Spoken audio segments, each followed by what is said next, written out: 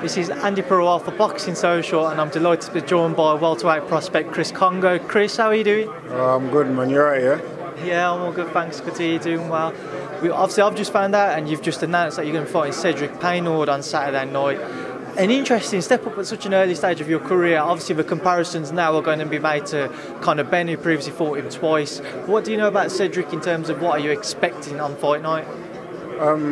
To be honest, I only watched the first fight when he boxed Conor Benn. I watched the second fight.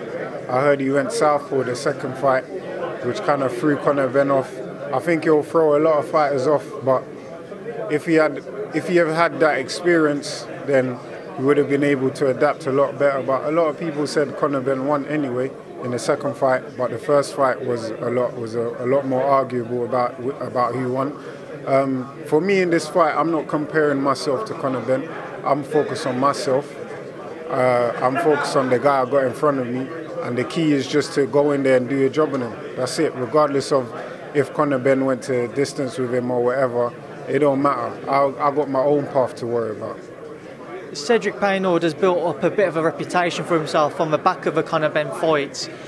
Many would probably, as they're building themselves up in the position that you're in, would possibly avoid him until a later stage in their career. How come you've decided to take him in such an early part of your development? The first opponent that come to me was him, and I said yes. So for me, I see it as a small step up, and really and truly, I want to be going for these British title fights, fighting Johnny Garton. That's the fights I really want. So we want to get live opponents, guys like CEDRICK PEYNAUD, that's going to come, and that's going to be hungry as well and want to win. And they're the kind of fights I want, man. I want people that's going to come now. Your first 8-rounder as well. How are you feeling going in for this? I'm feeling brilliant, man. I feel good. I've trained very hard. Been doing loads of sparring with Chunky and other fighters. But yeah, the camp's gone well, man, and I'm ready. I could even do a 10-rounder because a lot of the time I have been sparring 10 rounds, 10 to 12 rounds. So I'm very confident in the 8 rounds that I'm going to do.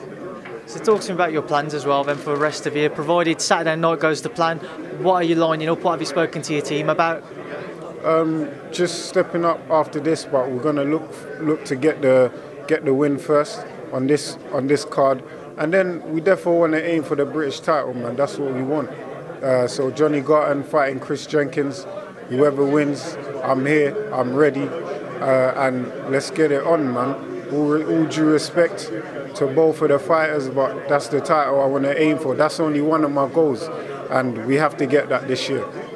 And you briefly touched on your campmate earlier, James DeGALE. He's obviously headlining the show against Chris EUBANK Jr. What are your thoughts on the bout, and how has James looked in camp? James has looked much better than before. His movement has been great, has been very key for this fight. He's very sharp as well, but for me, because I've sparred both and I know what it's like to be in the ring with both competitors. I know Chris EUBANK Jr. is gonna bring it, but James is ready, man. I know he's ready. And from sparring him, from when he started, when he had all these injuries and just wanted to take over till now, it's a different James, man. And you can see it in himself. You can see how in shape he is. So we'll wait and see Saturday night, man. But it's going to be a good fight. Chris EUBANK Jr. bringing a permanent trainer in for the first time in his career in Nate Vasquez. What do you make of that move? Do you think it's maybe too late in his career, or is there still time for him to get used to a new trainer and pick up on what his trainer's trying to advise him to develop his own abilities? I think he should have had 2 fights with him first before fighting Chunky, just so he can get used to a guy telling him what to do. Because you're not used to something, you're going to have the habit of just not listening to anybody. Even in sparring sometimes, there's been some times where I've seen him get hit and he's talking back to his dad, but that's just in sparring, and obviously in a fight he clearly didn't listen to the instructions.